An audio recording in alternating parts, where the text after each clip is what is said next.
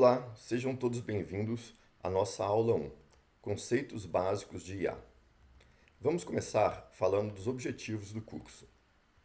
Nosso primeiro objetivo é apresentar conceitos fundamentais sobre inteligência artificial relevantes para o desenvolvimento da habilidade de treinar uma IA.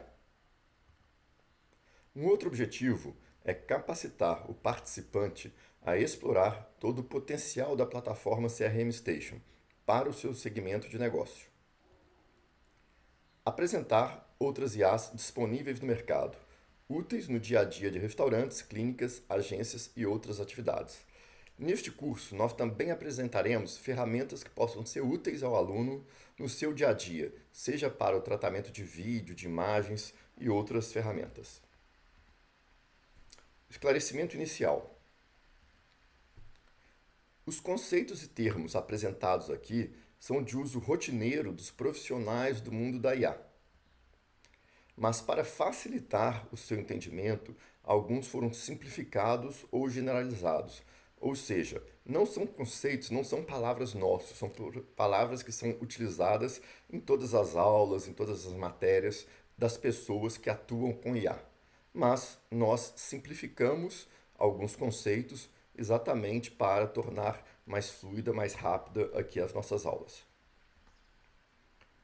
Vamos então começar por dizer o que é uma inteligência artificial, uma IA. É um sistema que imita as capacidades humanas. Ele também consegue analisar dados e aprender padrões.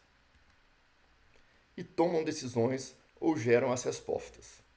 O que seria imitar uma capacidade humana? Seria a capacidade de perceber o mundo como nós humanos percebemos. Ou seja, a IA consegue visualizar uma foto, ver um vídeo e interpretar a realidade dessa imagem, desse vídeo, tal como nós conseguimos entender. Muitas vezes nós estamos querendo passar um prompt, uma instrução para um IA e temos uma dificuldade. É mais fácil a gente dar um print de tela ou mandar uma imagem, que é surpreendente realmente como as IAs atualmente estão boas nessa percepção de imagens, nessa percepção do mundo. Uma outra capacidade humana que a IA imita é a capacidade de analisar dados e aprender padrões. Uma IA ela é tão melhor quanto a capacidade dela de perceber esses padrões e prever qual seria a palavra, qual seria a ação seguinte que ela deve executar. Nós falaremos mais sobre isso à frente. E a IA também toma decisões para executar ações ou gera respostas. Por exemplo, uma IA de atendimento vai gerar aquelas respostas que nós vamos encaminhar aos clientes. Automação tradicional versus inteligência artificial. Um chatbot que tem uma automação tradicional, o que ele faz? Ele segue regras fixas, ele faz sempre a mesma coisa e ele vai mandar exatamente aquele conteúdo que você configurou lá, sem nenhuma vírgula de diferença. Mas ele fica travado quando o cliente, por exemplo, conversando com ele, faz uma pergunta fora de contexto ou ele está esperando uma resposta para gravar essa resposta e o cliente faz uma pergunta adicional, ele não sabe como tratar isso. Ele vai pegar aquela outra pergunta do cliente e gravar como se fosse uma resposta. Todas as duas formas de automação têm os seus usos, as suas vantagens. Claro que a inteligência artificial é muito mais avançada e tem um uso muito mais amplo. Muito bem, como então funciona a automação com a inteligência artificial? Ela analisa o contexto, ela adapta as respostas e ela pode lidar com perguntas mais variadas, mais diferentes em relação ao tema que ela está cuidando. O que seria analisar o contexto? Se ela está falando, por exemplo, sobre um cardápio, ela consegue analisar que a resposta que um cliente deu, embora incompleta ou mesmo escrita errada, tem a ver com aquele assunto que está sendo tratado. E, de acordo com a pergunta do cliente, ela vai adaptar a resposta dela àquele contexto, àquela situação.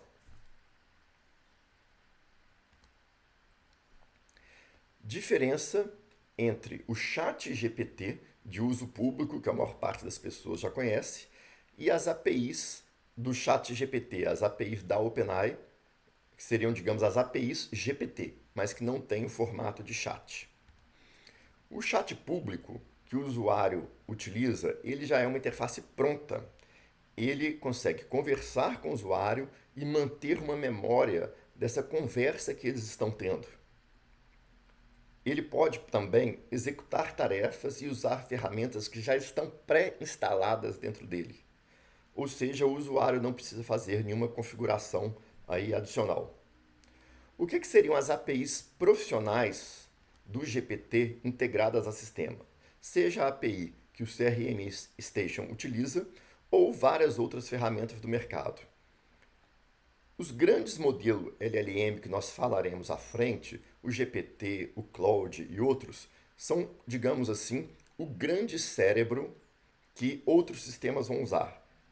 Mais de 90% dos aplicativos com IA que você vê anunciados são aplicativos que usam a API de uma LLM, usam a API desses grandes cérebros para desenvolver uma funcionalidade específica.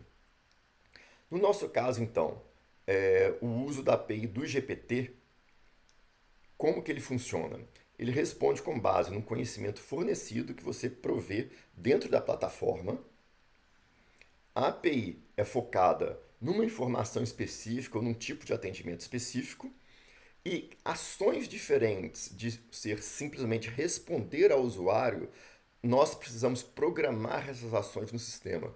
Precisa ter, digamos assim, um software programado pela equipe do CRM Station para que ele execute uma determinada ação. Então são essas aí as diferenças entre o chat GPT público e as APIs do GPT de uso profissional para desenvolvimento de outros sistemas. É importante a gente ressaltar que no caso da API do chat GPT, ela, por exemplo, ela não tem uma memória própria. A cada interação, por exemplo, de um cliente no chat, é tarefa nossa do CRM Station gravar o histórico das últimas interações, das últimas mensagens trocadas, e cada vez que nós mandamos uma pergunta para a API do GPT gerar uma resposta, a gente precisa encaminhar a última pergunta, um histórico da conversa e toda a base de conhecimento aí que você forneceu na plataforma. É realmente uma operação muito diferente do chat público. Bom, o que é então esse grande cérebro, essa LLM, né, que nós ouvimos sempre falar aí no mercado, aí na televisão, etc. LLM são essas ferramentas, esses modelos que a gente ouve falar do GPT, do Claude, do Gemini, do Llama. Né? Então, voltamos aqui. O que seria essa LLM? Significa Large Language Model. Seria um modelo grande de linguagem. É um modelo treinado com grandes volumes de texto. Ele aprende padrões nessa linguagem para desenvolver este cérebro dele e consegue então responder, escrever e explicar. Um modelo de linguagem, os desenvolvedores dele não colocam conhecimento dentro dele, não treinam ele para executar uma ação específica. O modelo de linguagem, de uma forma geral, ele é treinado para aprender.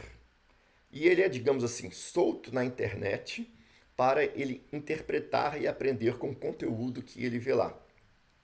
Por isso que nós temos casos, como por exemplo o atual da Disney, reclamando que vários modelos conseguem gerar esses vídeos, como dos Vingadores, de uma maneira muito fácil. Porque esses modelos usaram todo o conhecimento publicado da Disney, sem a autorização deles, sem uma autorização prévia, para aprender sobre este conteúdo específico. Então, estes modelos, eles não foram treinados pelos desenvolvedores com aquele conhecimento específico. Eles foram treinados simplesmente a aprender e aprenderam sozinho na internet. Então, como dito, são esses modelos aí que a gente escuta toda hora. O GPT, desenvolvido pela OpenAI, e aqui nas aulas a gente fala GPT e OpenAI, basicamente trocando essas palavras como se fosse a mesma coisa, embora não seja.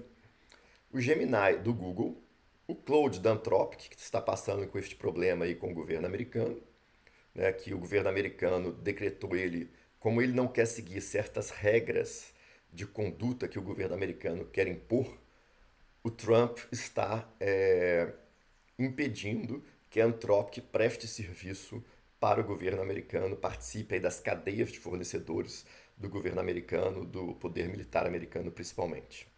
E o Llama da Meta. Bom, quais são as características para a gente analisar a qualidade de uma LLM, a qualidade desses modelos, desses grandes cérebros? O primeiro, claro, a qualidade da resposta. Se ele está gerando uma resposta que tem a ver com aquilo que você está perguntando. O segundo, o custo, claro, para você utilizar esse modelo. No caso do ChatGPT, você tem uma versão gratuita, uma versão paga. No caso das APIs, você paga por volumes de dados, que a gente chama de token. A velocidade de resposta do modelo também é um ponto fundamental. Por exemplo, quando um cliente está interagindo com um chatbot, o processamento todo feito interno dentro do CRM Station demora muito menos de um segundo. Já a resposta da IA pode demorar de um segundo até mais de 10 segundos em alguns casos, dependendo da complexidade do que ela estiver realizando. Ok? Janela de contexto. Esse é um termo novo para quem não é da área e é um termo que é mais utilizado atualmente para definir se um modelo vai atender aquilo que você quer. O que seria quantidade de contexto? É aquela quantidade de informação que o modelo consegue gravar na memória dele, utilizar da memória dele para gerar uma resposta. Por exemplo, numa conversa muito longa no chat GPT, que a informação fica arquivada pelo chat GPT, diferente do caso da API, depois de muitas conversas ali na mesma janela, ele começa a esquecer as mensagens mais antigas que você trocou com ele e pode ficar repetitivo perguntando uma coisa que você já falou. É claro que nós estamos falando aí de um volume de informação muito grande, que no caso de uma simples conversa não é relevante, mas no caso de, por exemplo, analisar um volume grande de PDFs, de, por exemplo, processos trabalhistas para gerar uma resposta, a quantidade ou o tamanho da janela de contexto do modelo é algo extremamente relevante. Pois se você mandar, por exemplo, vários PDFs ou um PDF muito longo, quando ele chegar no final, nas últimas páginas, ele vai ter esquecido aquilo que ele leu, que ele entendeu nas primeiras páginas, das primeiras páginas. Um outro ponto, uma característica, é se ela é multimídia, ou seja, ela tem uma capacidade boa de multimídia, de entender imagens, vídeos, voz e assim por diante. E também a questão de privacidade dos dados, que aqui no Brasil é muito menos falada, até apesar da lei de privacidade de dados, por exemplo, nos Estados Unidos, né? Que certos segmentos da sociedade têm uma preocupação muito maior. Aqui, essa preocupação é muito mais vista em setores específicos ligados à saúde, ligados ao direito. Bom, vamos agora falar de um conceito específico que já entra no tema, um pouco no tema da segunda aula, que são os conceitos ligados ao treinamento de um modelo para um uso específico, ao treinamento de uma IA. O que é uma RAG? RAG, em português, seria a recuperação aumentada por recuperação de informações. Aliás, seria uma resposta aumentada por recuperação de informações. Está errado isso aqui. O que seria essa resposta aumentada por recuperação de informação? Além de utilizar o cérebro e o conhecimento nativo do chat GPT, a gente provê um outro volume de informações. Por exemplo, as características do seu estabelecimento, dos seus produtos, dos seus serviços, a sua lista de preços, um cardápio, os tipos de tratamentos que uma clínica presta. Então, nós usaremos a lógica e o raciocínio do ChatGPT, mas falaremos para ele, não use o conhecimento que você, no nosso caso específico, né, do CRM Station, não use o conhecimento que você adquiriu na internet, use apenas a lógica. E você vai utilizar o conhecimento aumentado, o conhecimento provido pela RAG. Ou seja, essas informações aí que você cadastra na plataforma. Ela é uma técnica para melhorar a resposta de um modelo de IA, fazendo ele consultar uma base de dados externa antes de responder, além de melhorar para que ele limite as respostas àquilo do seu interesse. Por exemplo, quando o cliente perguntar sobre uma pizza, ele falar apenas da sua pizza e não do concorrente. Sem a RAG, o cliente pergunta, por exemplo, você tem cogumelos? O garçom responde de memória. Se ele não lembrar, ele pode errar. No caso aqui é uma analogia com o garçom sendo a RAG. Se você tem um sistema com RAG, o garçom, além de utilizar o que ele tem na memória, ele vai até o cardápio ou no sistema do restaurante, busca a informação, né, pode ir na cozinha perguntar ao chefe, volta e responde. Neste caso, o garçom está fazendo papel de uma LLM, está fazendo papel do cérebro, buscando a informação da sua própria memória, no caso sem RAG, ou buscando a informação de outros sistemas, de outra base de dados, no caso com RAG. RAG, portanto, é uma IA mais a consulta de uma fonte de informação externa. Muito bem, agora um conceito que não tem diretamente a ver com IA, mas é muito importante para nós entendermos aí todo o funcionamento da plataforma. O que é uma API? Uma API é uma forma de um sistema conversar com outro sistema.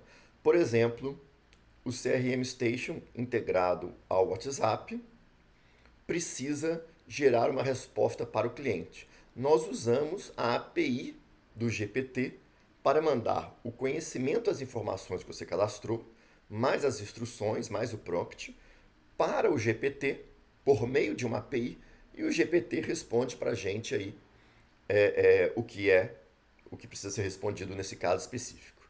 E aqui eu faço uma ressalva para vocês não se preocuparem neste momento em querer decorar o que é cada um desses conceitos. No dia a dia, com as aulas, com o uso da ferramenta, você vai gradualmente assimilar aí os conceitos que são relevantes. A API é, portanto, uma ponte que permite que um software peça algo a outro software e receba uma resposta por meio de pedidos e respostas padronizados. Por exemplo, usando também a analogia do garçom, com o garçom fazendo o papel de uma API. O cliente, ele faz um pedido, o garçom, como a API, leva o pedido para a cozinha e depois ele traz a resposta, que no caso é o prato pronto. Ele faz então o papel aí de uma API. Bom, a OpenAI, o GPT, como falado, ele tem uma série de ferramentas. O chat GPT público e ele também tem uma série de APIs. Ele tem uma API chamada API Assistant e tem também uma API que agora ele está concentrando apenas no uso dessa API, que é a API que chama de Responses. Agora, no início de 2026, nós estamos mudando da API Assistant, que era uma API voltada para chatbot, para a API de Responses, que também, além do uso para chatbot, pode ter outros usos também. Mais à frente nós vamos falar aí sobre essas diferenças, né? Como funciona a API Responses? Nós enviamos um prompt, mais um conhecimento, mais um contexto para a API. A API entrega esse modelo para esse pedido para o modelo. No caso de uso principal atualmente é o 4.1 Mini, que tem um ótimo custo-benefício. O modelo gera essa resposta que nós encaminhamos por meio de outra API para o WhatsApp. Bom, estamos chegando então ao final da primeira aula e queremos fazer aqui um destaque. Qual que é o ponto relevante que você realmente precisa assimilar dessa aula?